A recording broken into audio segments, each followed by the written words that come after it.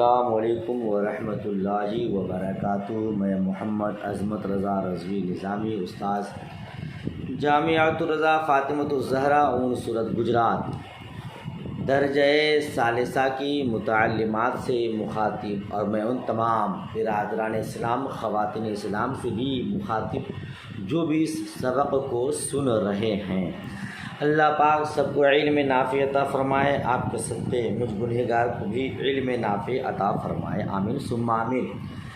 کل آپ نے اعراب کی قسموں کو پڑھا، 4 قسمیں پڑھی۔ امید کرتا ہوں کل کا سبق آپ لوگوں نے سنا بھی ہوگا اور اچھے سے یاد بھی کیا ہوگا۔ آج اس سے آگے پڑھانے جا رہا ہوں، بغور سماعت کیجیے گا اور یاد کرنے کی بھرپور کوشش کیجیے گا۔ بسم اللہ الرحمن الرحیم۔ اللہ رب محمد صلی اللہ علیہ وسلم، نحن عباد محمد صلی اللہ علیہ وسلم۔ اللہم رب اشرح لی صدری ویسر لی امری واحلل عقدۃ من لسانی یفقہوا قولی۔ اللہم افتح علینا حکمتک وانشر علینا رحمتک یا ذا الجلال والاکرام۔ بسم اللہ الرحمن الرحیم۔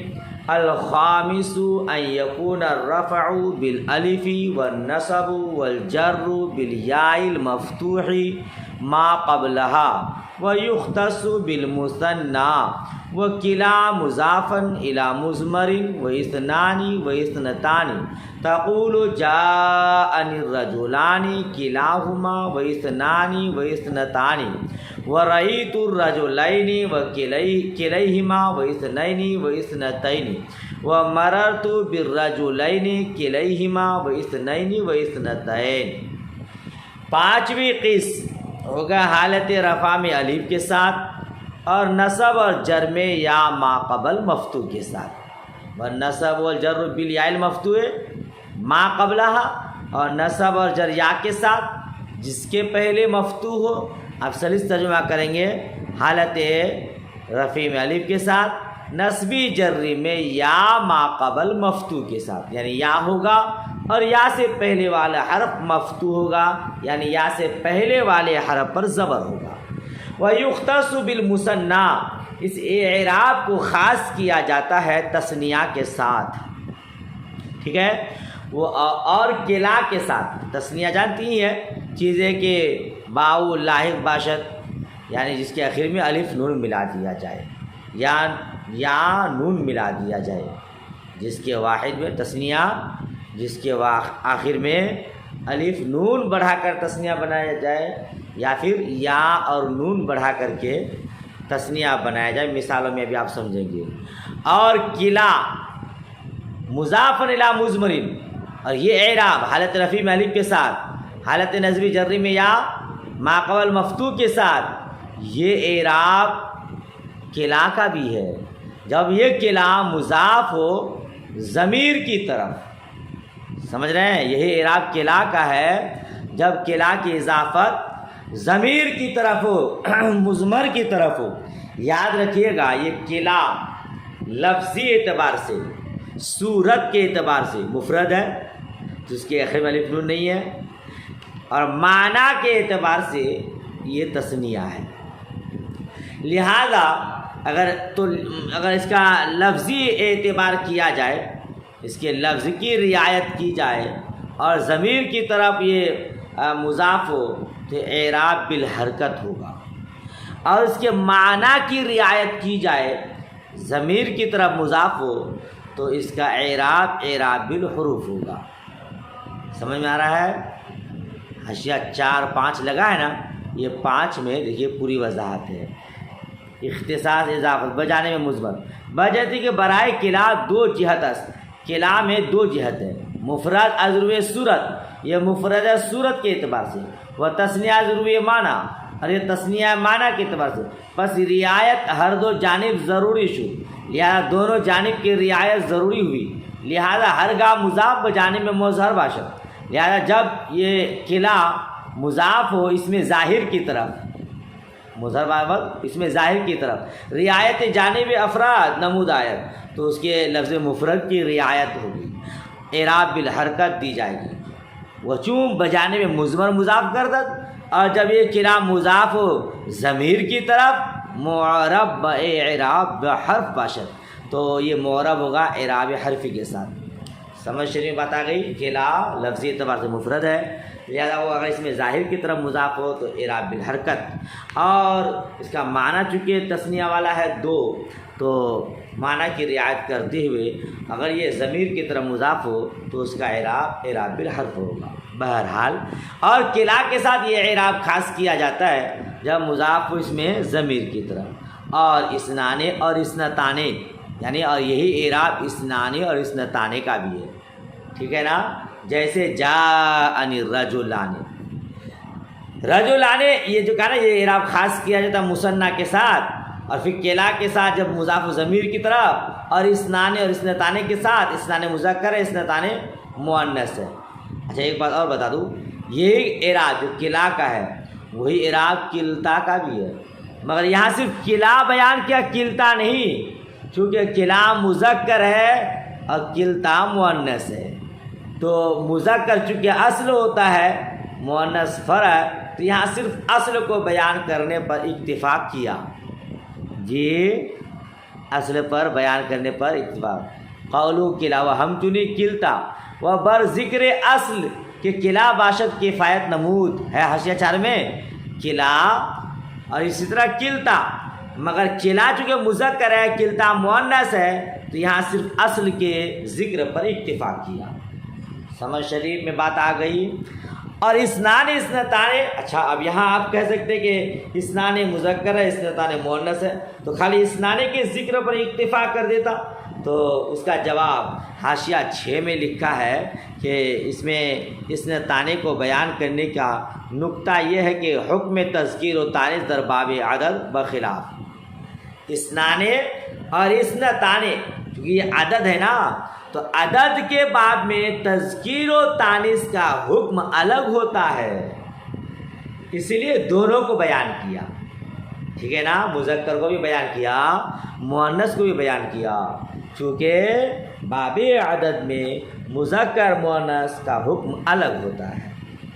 بہرحال کہ آپ کو اتنا یاد کرنا یہاں پہ کہ تثنیہ کا اعراب کیا ہے، تو آپ کہیے گا حالت رفعی میں الف کے ساتھ، حالت نصبی اور جری میں یا ما قبل مفتوح، ٹھیک ہے نا۔ جیسے جاءنی الرجلان کلاہما و اثنان و اثنتان، آئے میرے پاس دو آدمی، آئے میرے پاس دو آدمی، کلاہما، یہ کلا مضاف ہما کی طرف، لہذا اس کا اعراب کیا، حالت رفعی میں الف کے ساتھ کلا، ٹھیک ہے نا۔ کلا نے ہما تھا، تو ابھی آپ پڑھیں گے کہ اضافت کے وقت نون گر جاتا ہے، کلا کی اضافت ہما کی طرف ہے، کلا مضاف ہما ضمیر مضاف الیہ، بیچ میں نون تھا کلا نے، وہ اضافت کی وجہ سے گر گیا تو ہو گیا کلا ہما، اور اسنانے اور اسنتانے، یہ حالت رفعی میں الف کے ساتھ ہے، ٹھیک ہے نا۔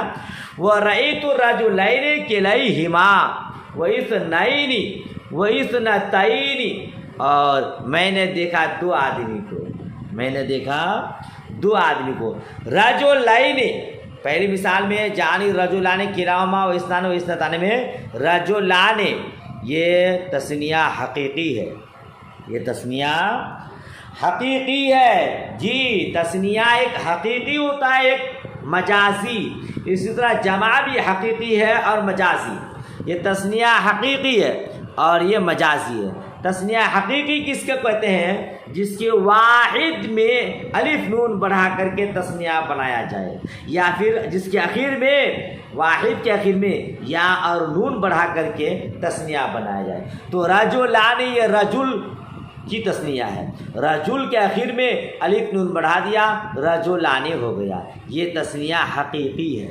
سمجھ شریف بات آ رہی ہے۔ اور کلاہما اور اثنان اور اثنتان یہ تثنیہ مجازی ہے تینوں، کیوں؟ چونکہ ان تینوں کے واحد نہیں ہے، یاد رکھیے گا، تثنیہ مجازی کس کو کہتے ہیں، جس کا یا تو واحد ہی نہ ہو یا واحد تو ہو مگر اس کی جو تثنیہ بنے بغیر لفظ ہی، اسی لفظ سے تثنیہ نہ بنے، تو اس کو کہتے ہیں تثنیہ مجازی۔ کلاہما، کلا، اثنان، اثنتان، یہ تینوں تثنیہ تو ہے مگر اس کا واحد نہیں ہے، کلا کا واحد نہیں ہے، اسنانے کا واحد نہیں ہے، اسنتانے کا واحد نہیں ہے، لہذا یہ تینوں تثنیہ مجازی ہے، کیونکہ معنی ان دونوں کا تینوں کا تثنیہ کا ہے، دو دو۔ سمجھ شریف بات آ رہی ہے؟ یہ تثنیہ مجازی کی مثال ہے۔ وَرَأَيْتُ الرَّجُلَيْنِ كِلَيْهِمَا وَإِثْنَيْنِ وَإِثْنَتَيْنِ، میں نے دیکھا دو آدمی کو۔ رجلین تثنیہ حقیقی کی مثال ہے، یہ تینوں تثنیہ مجازی کی مثال ہے، جو حالت نسبی میں ہے، مفعول واقع نا، رأیت فعل تا فاعل، یہ مفعول، ٹھیک ہے، اسی کو کہتے ہیں حالت نسبی، حالت نسبی میں۔ تثنیہ کا اعراب حالت نسبی میں یا ما قبل مفتوح، یعنی یہ یا ہے اور یا سے پہلے زبر ہے۔ کلیہما، کلیہما، ہی کے یا سے پہلے زبر ہے۔ اثنین یا سے پہلے زبر ہے، اثنتین یا سے پہلے زبر ہے، ٹھیک ہے نا۔ وَمَرَرْتُ بِالرَّجُلَيْنِ كِلَيْهِمَا وَإِثْنَيْنِ وَإِثْنَتَيْنِ، یہ حالت جری میں، باہر پہ جار ہے، الرجلین مجرور ہے، کلیہما اثنین اثنتین مجرور ہے، حالت جری میں۔ تو آپ نے تثنیہ کا اعراب کیا پڑھا؟ حالت نسبی جری دونوں حالت میں، یا ما قبل مفتوح، یا سے پہلے زیر۔ میں گزرا دو آدمیوں کے پاس سے، ٹھیک ہے نا، یہ تثنیہ کا اعراب ہوا۔ یاد رکھیے گا، آپ سے کوئی پوچھے تثنیہ کا اعراب تو آپ بولے گا حالت رفیع میں الف کے ساتھ، حالت نسبی اور جری میں یا ما قبل مفتوح، یعنی مفعول واقع ہو یا پھر مجرور واقع ہو، تو دونوں صورت میں یا سے پہلے زبر ہوگا، ٹھیک ہے۔ السادس، آگے بڑھیے۔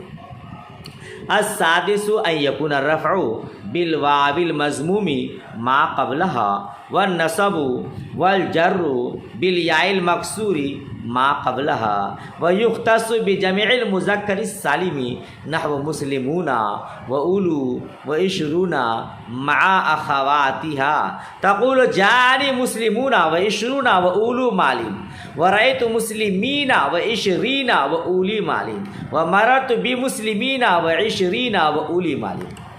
چھٹی قسم اعراب کی چھٹی قسم ہوگا حالت رفیع میں واو ما قبل مضموم کے ساتھ، یعنی واو ہوگا، واو سے پہلے ضمہ ہوگا، اسی کو کیا کہتے ہیں؟ واو ما قبل مضموم۔ اور نصب اور جر کی حالت میں یا ما قبل مکسور، یا ہوگا، یا سے پہلے مکسور ہوگا، یا سے پہلے والے حرف پر کسرہ ہوگا۔ مثال میں بھی سمجھاتا ہوں۔ اور اسے خاص کیا جاتا ہے جمع مذکر سالم کے ساتھ۔ جمع مذکر سالم وہ جمع جس کے آخر میں واو نون یا پھر یا نون ملا کر بنایا جائے، ٹھیک ہے، جمع مذکر سالم ہے یہ۔ یختص بجمع مذکر سالم، اس کو خاص کیا جاتا ہے جمع مذکر سالم کے ساتھ۔ دیکھیے جمع مذکر سالم، حاشیہ نمبر 7۔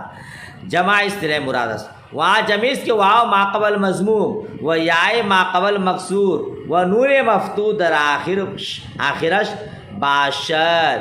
جمع مذکر سالم اصطلاحی مراد ہے، اور جمع مذکر سالم اصطلاحی کس کو کہتے ہیں؟ وہ جمع جس کے واو ما قبل مضموم یا ما قبل مکسور اور نون مفتوح اس کے آخر میں ہو، ٹھیک ہے نا۔ یا جمع مذکر سالم صیغہ ہے لفظی اعتبار سے، اے صورت جمع مذکر سالم مراد باشد، یا تو صورت کے اعتبار سے، دیکھنے کے اعتبار سے جمع مذکر سالم مراد ہوگا۔ سمجھ رہے ہیں آپ؟ اس کو آپ میرے زبان میں سمجھیے۔ جمع مذکر سالم کی تعریف وہ جمع مذکر جس کے واحد کے آخر میں واو نون واو ما قبل مضموم اور نون یا ما قبل مکسور اور نون مفتوح ملا کر بنایا جائے، جیسے مسلمون، یہ کس کی جمع ہے؟ مسلمون کی، من کی میم کے آخر میں واو نون بڑھا دیا، ٹھیک ہے نا، واو سے پہلے ضمہ ہے۔ اسی طرح مسلمین، مسلمین، یہاں دیکھیے مسلم کی جمع ہے تو یہ آخر میں یا اور نون بڑھا دیا اور یا سے پہلے زیر ہے۔ سمجھ شریف میں بات آ رہی ہے۔ اب ایک بات یہ بتانا ہے کہ جمع بھی دو قسم پر ہے، ایک حقیقی اور ایک مجازی۔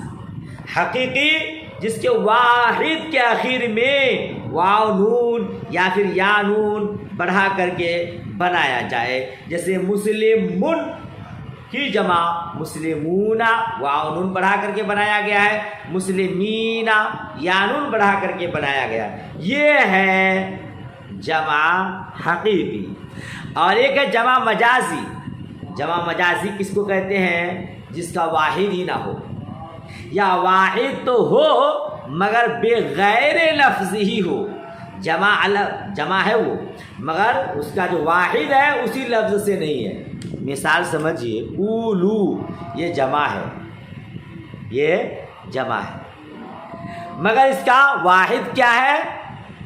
اس کا واحد ہے زو۔ کیا اس کا واحد ہے؟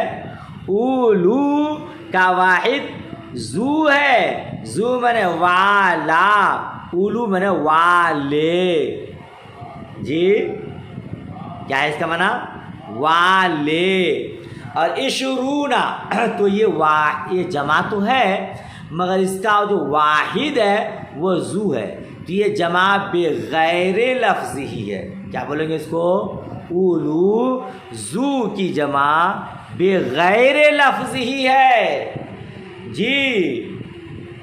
جیسے نساؤن بہت ساری عورتیں، یہ جمع ہے مگر کس کی جمع ہے؟ نسوتن کی نہیں، یہ امرأتن کی جمع ہے، تو نساؤن جمع بغیر لفظ ہی ہے۔ اسی طرح اولو زو کی جمع بغیر لفظ ہی ہے، یعنی واحد کا لفظ الگ جمع کا لفظ الگ۔ اور عشرون یہ بھی جمع ہے مگر یہ کس کی جمع ہے؟ اس کا واحد ہی نہیں ہے، عشرون کا واحد نہیں ہے بہن۔ عشرون کا واحد اگر عشرتن کو مان لیں گے تو عشرتن کا معنی 10، اب عشرون اس کی جمع ہے تو 3 10 کم سے کم ہوں گے تو 30 ہو جائے گا معنی اس کا، نہیں سمجھے؟ جمع کم سے کم 3 پر ہوگا نا، 3 عشرون یہاں پہ ہوگا، 3 عشرہ ہوگا کم سے کم، لہذا عشرون یہ جمع ہے مگر اس کا کوئی واحد نہیں ہے، تو یہ کیا ہو گیا؟ جمع مجازی۔ اسی طرح اربعون مع اخواتها، اس کے ہم نظائر کے ساتھ، عشرون کا نظائر یا اس کی بہنیں کون ہیں؟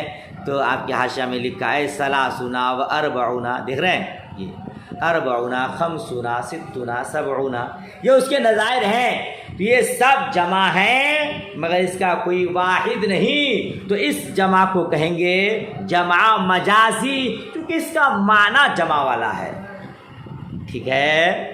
چلیے دیکھیے اب چھٹی قسم رفع ہوگا واو ماقبل مضموم کے ساتھ، حالت نصب جر میں یا ماقبل مکسور کے ساتھ، خاص کیا جاتا ہے جمع مذکر سالم کے ساتھ، جیسے مسلمون و اولو و عشرون، اور اس کے ہم نظائر کے ساتھ، عشرون کے نظائر عشرون کی طرح جو بھی ہے، ثلاثون، اربعون، خمسون، ستون، سبعون، ہے نا۔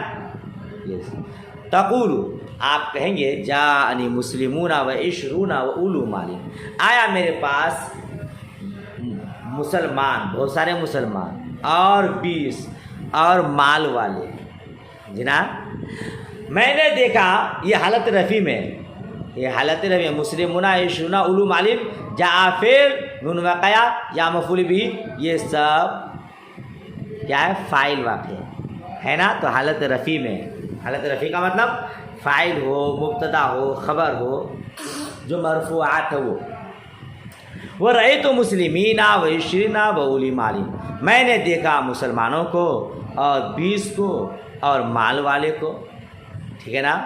وہ مررت بمسلمین و عشرین و اولی مال، میں گزرا مسلمانوں کے پاس سے اور 20 کے پاس سے اور مال والوں کے پاس سے، یاد رکھیے گا۔ تثنیہ کا اعراب آپ نے پڑھ لیا، جمع مذکر سالم کا اعراب آپ نے پڑھ لیا۔ اب آگے بڑھتا ہوں، وَعْلَمْ وَعْلَمْ أَنَّ نُونَ التَّثْنِيَةِ مَكْسُورَةٌ أَبَدًا، جان لو، جی ارے بھائی کسی کو مارنے ڈالنا، جان لو، بول دینا کہ مولانا عظمت مارنے بولے، جان لو، دل کے کانوں سے بغور سنو۔ آپ کو پہلے ہی بتایا ہوں کہ جہاں کوئی اہم بات بتانی ہوتی ہے تو وہاں مصنفین اپنی کتاب میں اعلم کا استعمال کرتے ہیں، یا فارسی میں بدا کا استعمال کرتا ہے، جان لو، یعنی اب تک جو سنا، اب آؤ تھوڑے دھیان سے سنو، کچھ خاص باتیں بتائی جانے والی ہے۔ آپ نے تثنیہ جمع کا اعراب پڑھ لیا، اب اسی تثنیہ جمع کے متعلق ایک خاص بات بتانے جا رہے ہیں، اس کو بغور سماعت کیجیے تاکہ مصنف کا مقصد حل ہو جائے، ہے نا محترمہ؟ میرا خیال بھلے نہ رکھیے مگر مصنف کا خیال تو رکھیے۔ اعلم وعلم ان تثنیہ نون التثنیہ مکسورۃ ابدا و نون جمع السلامۃ مفتوحۃ ابدا۔ سنو غور سے سنو، بے شک تثنیہ کا نون ہمیشہ مکسور ہوتا ہے اور جمع سالم کا نون ہمیشہ مفتوح ہوتا ہے۔ جی، تثنیہ کا نون ہمیشہ مکسور ہوتا ہے اور جمع سالم کا نون ہمیشہ مفتوح ہوتا ہے۔ وکلاہما تسقطان عند الاضافۃ، اور یہ دونوں نون اضافت کے وقت گر جاتے ہیں۔ آئیے تھوڑا اس کی خلاصہ بیان کرو۔ تثنیہ کا نون ہمیشہ مکسور ہوتا ہے، کیوں بھائی صاحب؟ حاشیہ 1 دیکھیے، وجہ اختصاص کسرہ بنون تثنیہ و فتح بنون جمعی کے نون مبنی است۔ سمجھ رہے ہیں آپ؟ تثنیہ کا نون ہمیشہ مکسور کیوں ہوتا ہے، جمع سالم کا نون ہمیشہ مفتوح کیوں ہوتا ہے؟ اس کی وجہ بتا رہے ہیں کہ تثنیہ کے نون کے ساتھ فتح خاص ہے، کسرہ خاص ہے، اور جمع کے نون کے ساتھ فتح خاص ہے۔ وجہ کیا ہے؟ وجہ یہ کہ نون مبنی ہے، نون تثنیہ جمع کا نون مبنی ہے زیرا کے حرف است، کیونکہ حرف ہے۔ تثنیہ جمع کا نون یہ مبنی ہے، کیوں؟ کیونکہ حرف ہے، اور آپ پڑھیں کہ تمام حروف مبنی ہے۔ وہ اصل در بنا سکون باشد، اور مبنی میں اصل سکون ہے۔ جی، مبنی میں اصل جزم ہے، سکون ہے۔ وہ ساکن را بجہت التقاء ساکنین، کیوں متحرک سازن حرکت کسرہ دہند، اور ساکن کو اجتماع ساکنین کی وجہ سے جب متحرک بناتے ہیں، حرکت والا بناتے ہیں، کسرہ کی حرکت دیتے ہیں۔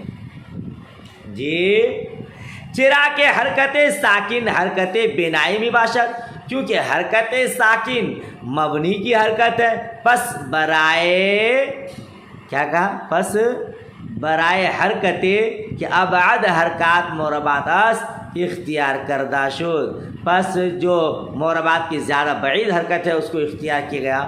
وہاں کسرہ اس، اور وہ کسرہ ہے۔ تو اس سمجھ میں شاید کم آئی۔ کسرہ تثنیہ کا نون ہمیشہ مکسور ہوتا ہے، جمع کا نون ہمیشہ مفتوح ہوتا ہے۔ کیوں ایسا ہوتا ہے؟ تو حاشیہ میں یہ بتایا کہ تثنیہ جمع کا نون مبنی ہے، چونکہ یہ حرف ہے، حرف مبنی ہوتا ہے، اور مبنی میں اصل حرکت جو ہے وہ سکون ہے، ٹھیک ہے نا، سکون ہے۔ اور التقاء ساکنین کی وجہ سے، اجتماع ساکنین کی وجہ سے بچنے کے لیے جب حرکت دی جاتی ہے تو کسرہ کی حرکت دی جاتی ہے۔ جی محترمہ، آپ لوگ پنجگنی میں پڑھیں، اذا الساکن اذا حرک بالکسر، ساکن کو جب حرکت دی جاتی ہے تو کسرہ کی حرکت دی جاتی ہے۔ سمجھ شریف میں بات آئی؟ اچھا، یہ اجتماع ساکنین نہیں سمجھے؟ جیسے مسلمان، تو مسلمان آپ پڑھیں گے تو نون تو مبنی ہے، لہذا اس میں سکون اصل ہے، تو اب دیکھیے الف بھی ساکن، نون بھی ساکن، اجتماع ساکنین ہو جائے گا۔ اب اجتماع ساکنین کی وجہ سے دونوں میں سے کسی کو حرکت دینا پڑے گا۔ الف کو حرکت دے سکتے نہیں، نون کو حرکت دیں گے، تو اب کون سی حرکت دیں گے؟ کسرہ کی دیں گے۔ پوری بات سمجھ میں آئی؟ تثنیہ کا نون ہمیشہ مکسور کیوں ہوتا ہے؟ کیونکہ وہ نون مبنی ہے، حرف ہے، حرف کی وجہ سے، اور مبنی میں سکون اصل ہے، جزم۔ اب اجتماع ساکنن جب کیا کہتے ہیں ساکن ہوگا، تثنیہ ہوگا تو اس میں الف ہوگا نون سے پہلے، تو الف بھی ساکن، نون بھی ساکن، لہذا اجتماع ساکنین کی وجہ سے بچنے کے لیے نون کو حرکت دیں گے، تو اب کون سی حرکت دیں گے؟ تو قاعدہ اذا حرک الساکن اذا حرک بالکسر، ساکن کو جب حرکت دی جاتی ہے تو کسرہ کی حرکت دی جاتی ہے، اسی لیے تثنیہ کے نون کو کسرہ دے دی۔ ٹھیک ہے؟ اچھا، یہاں تو اب آپ کو یہ ہوگا کہ تثنیہ کا نون بھی مبنی ہے اور جمع سالم کا نون بھی مبنی ہے، تو پھر اس کو آپ پڑھیں کہ جب ساکن کو حرکت دی جاتی ہے کسرہ کی حرکت دی جاتی ہے، تو پھر جمع کے نون پر فتح کیوں؟ جمع سالم کا نون ہمیشہ مفتوح کیوں ہوتا ہے نا؟ تو دیکھیے بھائی، جب ایک قاعدہ کے روح سے آپ تثنیہ کے نون کو کسرہ دے دیے، اب جمع کے نون کو بھی کسرہ دے دیں گے تو تثنیہ اور جمع میں فرق کیا رہ جائے گا؟ جی فرق کیا رہ جائے گا؟ تو ایک قاعدے کی روح سے اس کی رعایت کرتے ہوئے تثنیہ کو اصلی والی حرکت یعنی کسرہ کی دے دی گئی۔ اب ایک دوسرا قاعدہ بھی ہے کہ جب ساکن کو حرکت دی جائے تو جو سب سے ہلکی حرکت ہے وہ دی جائے، اور ہلکی حرکت آپ نے پنجگن میں پڑھا ہے فتح ہے، فتح اخف الحرکات ہے، اس لیے جمع کے نون کو فتح کی حرکت دے دی۔ سمجھ میں بات آ رہی ہے؟ وہی کہتے ہیں، دیکھیے یہاں بین حاشیہ میں فرق میان تثنیہ و جمع نون، جمع را فتح دادن نا ضمہ کے ثقیل ہے۔ ہاں ایک بات ہے کہ تثنیہ جمع میں فرق پیدا کرنے کے لیے تثنیہ کو کسرہ کی حرکت دے دی، تثنیہ کے نون کے کو کسرہ دے دیے اور جمع کے نون کو فتح دے دیے۔ اب آپ کہہ سکتے کہ فرق پیدا کرنے کے لیے تو ضمہ بھی دے سکتے تھے، تو جمع کے نون کو ضمہ دے دیتے، تو محترمہ حاشیہ میں لکھا کہ ضمہ ثقیلس ہے نا، تمام حرکات میں ضمہ زیادہ بھاری، آپ نے پنجگن میں پڑھا ہے نا، تو ضمہ اگر دیتے تو بہت بھاری ہو جاتا، اسی لیے وہاں فتح کی حرکت دے دیے کہ فتح اخف الحرکات ہے۔ ایک وجہ میرے ذہن میں اور ہے جس کو میں نے شاید زمانے طالب علم سے میرے حضرت سے پڑھا ہے، اللہ پاک میرے تمام حضرات کو سلامت رکھے، اساتذہ کرام کو خوب برکت عطا فرمائے، آمین۔ دیکھیے گا تثنیہ اور جمع میں، تثنیہ کثیر ہے، جمع قلیل ہے۔ یہ ایسا تو نہیں کہ میں الٹا بول رہا ہوں، جی تثنیہ جمع ہے، ہوش و حواس کے ساتھ بول رہا ہوں، تثنیہ زیادہ ہے، جمع کم ہے۔ مان لیجیے آپ 20 آدمی کی گنتی کرنی ہے، تثنیہ کا صیغہ لائیں گے تو 10 مرتبہ صیغہ لانا پڑے گا، لیکن جمع کا صیغہ ایک ہی میں کام چل جائے گا، چاہے وہ لاکھوں چاہے کروڑوں ہو، ہے نا؟ تو تثنیہ کے صیغے زیادہ ہیں، تثنیہ زیادہ ہیں اور جمع کم ہے، ٹھیک ہے؟ تثنیہ زیادہ ہے اور جمع کم ہے، تو تثنیہ اور جمع میں برابری کے لیے تثنیہ کو کسرہ کی حرکت دے دی اور جمع کو فتح کی حرکت دے دی، ٹھیک ہے؟ اچھا، اور آگے دیکھیے وہ کلاہما تسقطان عند الاضافت، اور وہ دونوں اضافت کے وقت گر جاتے ہیں، تثنیہ جمع کا نون اضافت کے وقت گر جاتا ہے، کیوں؟ آپ کے حاشیہ نمبر 3 میں اس میں لکھا ہے، ہاں 3 میں لکھا ہے کیوں گر جاتا ہے، چنانکہ تنوین در حالت اضافت ساقط میں گردت زیرا کے نون عوض تنوین است۔ جی نہیں سمجھے؟ آپ نے پڑھا ہوگا کہ اضافت کے وقت تنوین نہیں آتی ہے، مضاف پر کبھی تنوین نہیں آتی، جی عبارت پڑھیے گا تو اس کو ذہن میں رکھیے گا، جہاں مضاف مضاف الیہ کی ترکیب ہو وہاں مضاف پر تنوین یعنی 2 زبر 2 زیر 2 پیش نہیں آئے گا، ٹھیک ہے نا؟ وہ کیوں نہیں آتا ہے؟ آپ نے علامات اسم میں پڑھا ہے کہ اضافت اسم کی خاصیت ہے، کیوں؟ کیونکہ اس سے تخفیف تخصیص کا فائدہ ہوتا ہے، تو تخفیف کا فائدہ ہوتا ہے، اگر تنوین آ جائے گی تو تخفیف نہیں ہوگا، آسانی نہیں ہوگی، اس لیے تنوین کو گرا دیتے ہیں۔ معلوم ہوا کہ اضافت کے وقت تنوین گر جاتی ہے نا؟ اور تثنیہ کا نون اور جمع کا نون تنوین کا بدل ہے، تنوین کا بدل ہے، تنوین اصل تثنیہ جمع کا نون یہ اس کا نائب بدل، جب اصل گر جاتا ہے تو بدل بھی گر جائے گا، اس لیے اضافت کے وقت تثنیہ اور جمع کا نون گر جاتا ہے۔ ٹھیک ہے، پوری بات سمجھ میں آ گئی؟ اب دیکھیے آپ مثال، جاءنی غلام زید و مسلم مصر، غلام زید نظیر سقوط نون تثنیہ وقت اضافت، یہ مثال ہے اضافت کے وقت تثنیہ کے نون گرنے کی۔ غلام زید، غلام مضاف، زید مضاف الیہ، اصل میں تھا غلامان زید، زید کے دو غلام، مگر چونکہ یہ غلاما مضاف ہے، زید مضاف الیہ ہے، ابھی ہم نے قاعدہ پڑھا تثنیہ کا نون اضافت کے وقت گر جاتا ہے، اس لیے نون گر گیا۔ معنی کیا ہوگا؟ آیا میرے پاس زید کے دو غلام، وہ مسلم مصرین، اور مصر کے مسلمان، جاءنی مسلم مصرین، اور آیا میرے پاس مصر کے بہت سارے مسلمان، یہ جمع تھا مسلمون مصرین، چونکہ مسلمون یہ مضاف ہے، مصرین مضاف الیہ ہے، اضافت کے وقت جمع کا نون گر جاتا ہے، اس لیے وہ گر گیا۔ ترجمہ ہوگا آیا میرے پاس مصر کے بہت سارے مسلمان۔ اچھا، ایک حاشیہ لگایا مصر پر، مصر پر حاشیہ نمبر 4 لگایا، فائدہ سے خالی نہیں ہے، اس لیے بتا دیتا ہوں، فائدہ اٹھائیے اس کا۔ مصر کہتے ہیں ہر گاہ نام بلد خاص باشد غیر منصرف بود، جب کبھی مصر خاص شہر کا نام ہوگا غیر منصرف ہوگا۔ مصر ہے نا بھائی، جامعہ ازہر مصر میں ہے، تو ایک خاص شہر کا نام مصر ہے، اگر مصر سے مراد آپ وہ مصر لیں جو ایک خاص شہر ہے تو پھر یہ غیر منصرف ہو جائے گا عالمیت اور تانیث معنوی کی بنیاد پر۔ ٹھیک ہے، اور وہ اگر معنی یش ہر بلدہ کے باشد منصرف بود، اور اگر مصر کا معنی چونکہ ایک شہر ہوتا ہے تو اگر کوئی خاص شہر معنی نہ لیں بلکہ کوئی بھی شہر معنی لے لیں تو یہ منصرف ہوگا۔ تو یہاں اعراب کے اعتبار سے لگ رہا ہے یہ مصر وہ مصر نہیں ہے جہاں جامع ازہر ہے، بلکہ یہ مصر کا معنی شہر ہے۔ آئے میرے پاس شہر کے مسلمان۔ سمجھ میں آئی بات؟ چونکہ یہاں مصرین کو منصرف پڑھا گیا نا بہن، اگر یہ غیر منصرف پڑھا جاتا تو اس پر دو زیر نہیں آتا، ماننا پڑے گا منصرف ہے، تو یہاں مصر کا معنی کوئی بھی شہر، خاص شہر ہوتا تو پھر اس پر تنوین نہیں آتی، غیر منصرف ہو جاتا۔ بہرحال لہذا اگر مصرین کو آپ خاص ایک جو شہر ہے مصر اس کو مراد لیں تو پھر تنوین نہیں پڑھیں گے بلکہ پڑھیں گے وہ مسلمو مصرا۔ کیا پڑھیں گے؟ وہ مسلمو مصرا، جامع ازہر مصر جہاں ہے مصر وہ خاص شہر، اس کے مسلمان میرے پاس آئے۔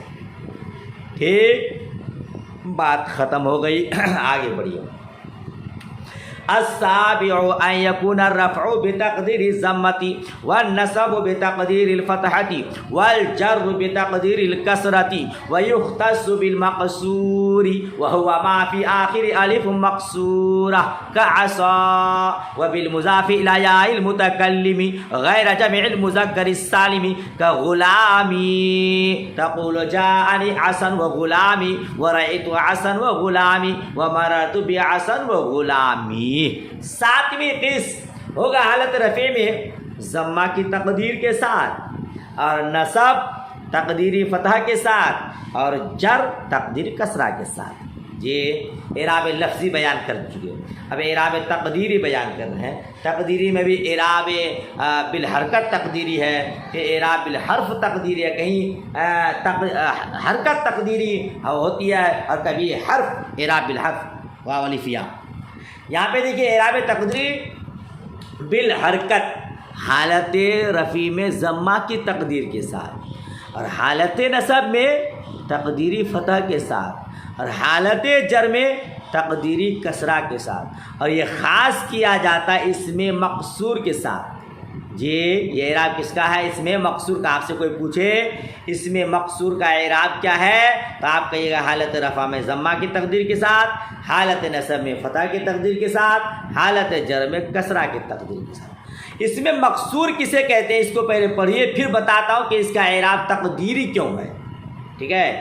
مقصور وہ ہوا ما فی آخر الف مقصورہ، وہ اسم معرب جس کے آخر میں الف مقصورہ ہو، جیسے عصا. ٹھیک ہے نا.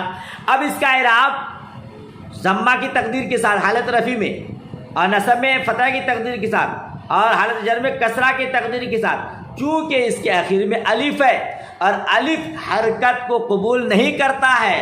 جانتے ہیں آپ الف ہمیشہ ساکن می باشد، الف ہمیشہ ساکن ہوتا ہے. تو الف مقصورہ کہتے ہیں جس کی اسم معرب کے آخر میں الف مقصورہ ہو. عصا.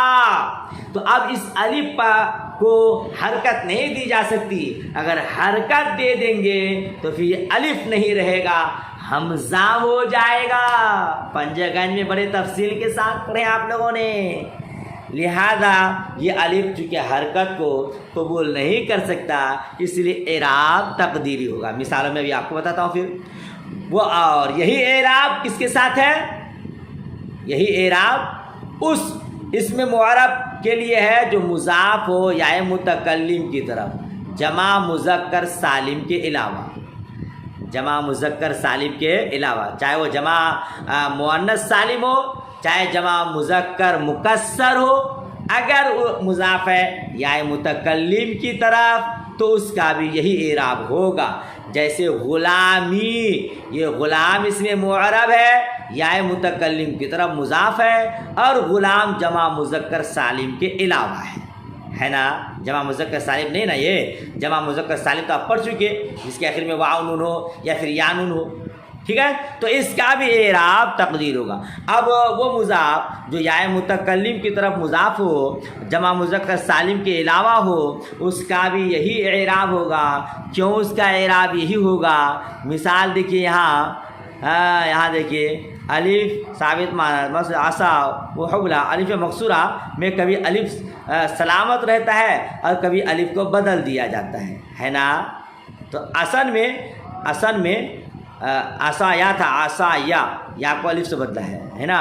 وجہ تقریباً یہ کہ تحریک الف، یہ تو بتا دیا میں آپ کو کہ الف حرکت کو قبول نہیں کر سکتا ہے، اس لیے اعراب تقدیری ہوتا ہے نا. اب اس میں کیا ہوتا ہے؟ جمع والے میں کہاں حاشیہ 13 ساتھ لگا ہے، مضاف ہو یا متکلم کی طرف، جمع مذکر سالم کے علاوہ. غلامی، دیکھیے یہاں غلامی، یہاں بھی اعراب تقدیری ہوگا. چونکہ اگر یہاں اعراب لفظی ہو تو یا پر حرکت کسرہ کے بعد دشوار ہوتا ہے. ٹھیک ہے نا. یا پر حرکت کسرہ کے بعد دشوار ہوتا ہے، اور یہ یا متکلم کی طرف مضاف ہے. دوسرا یہ کہ یہ میم پہلے ہی سے مکسور ہے، اس پر کسرہ ہے. چونکہ یا اپنے پہلے کسرہ چاہتا ہے تو میم پر پہلے ہی کسرہ ہے، اب اس میں دوسرا اعراب نہیں آ سکتا. اس لیے اعراب تقدیری ہے، پوشیدہ. جیسے جاءنی اسد، تقول آپ کہیں گے جاءنی اسد و غلامی، آیا میرے پاس عصا اور میرا غلام. جی آیا میرے پاس عصا، آئی میرے پاس چھڑی اور میرا غلام. ورأیت عصا و غلامی، اور میں نے دیکھا چھڑی کو اور میرے غلام کو. ورأیت ومررت بعصا و غلامی، اور میں گزرا چھڑی کے پاس سے اور میرے غلام کے پاس سے. کیا ہوگا سے اعراب؟ جاءنی عصا و غلامی یو، غلامی یا غلامی یہ تقدیر ہے نا، پوشیدہ ہے، ظاہر نہیں ہوگا. الثامن ان یکون الرفع بتقدیر الضمۃ والجر بتقدیر الکسرۃ والنصب بالفتحۃ لفظا ويختص بالمنقوص وهو ما في آخر یاء ما قبلها مکسور كالقاضی. تقول جاءنی القاضی ورأیت القاضی ومررت بالقاضی.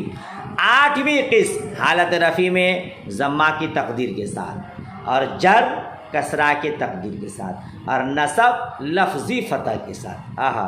ضمہ رفع میں تو رفع کی حالت میں ضمہ پوشیدہ ہوگا، جر کی حالت میں کسرہ پوشیدہ ہوگا، مگر نصب کی حالت میں فتح لفظی ہوگا، وہاں فتح موجود ہوگا لفظاً. یہ خاص کیا جاتا ہے اس میں منقوص کے ساتھ. اس میں منقوص کسے کہتے ہیں؟ اس میں منقوص جس کے آخر میں یا ہو اور اس سے پہلے مکسور ہو. جس کے آخر میں یا ہو اسم جس کے آخر میں یا ہو اور اس سے پہلے حرف مکسور ہو کسرہ. جیسے قاضی ہے نا, قاضی یا ہے, یا سے پہلے کسرہ ہے.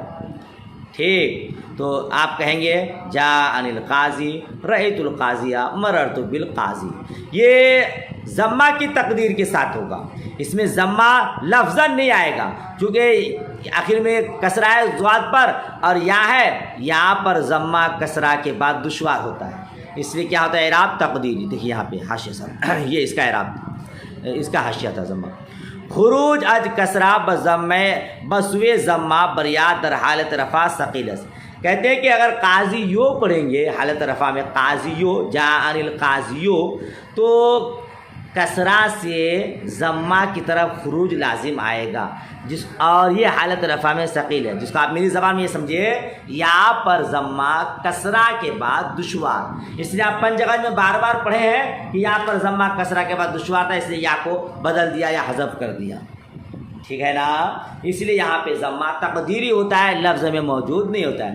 اور فتح چونکہ اخف الحرکات ہے, آسان حرکت ہے, اسی لیے حالت نصب میں فتح لفظی ہوتا ہے. وہ مررت بالقاضی, یہاں حالت جری میں تقدیری کیوں ہوگا؟ کہتے ہیں چنانکہ اجتماع سے کسرہ بر یا در حالت جر مباشر. حالت جر میں 3 کسرہ کا اجتماع لازم آئے گا. وَمَرَرْتُ بِالْقَاضِيِّ, کیا بولیں گے؟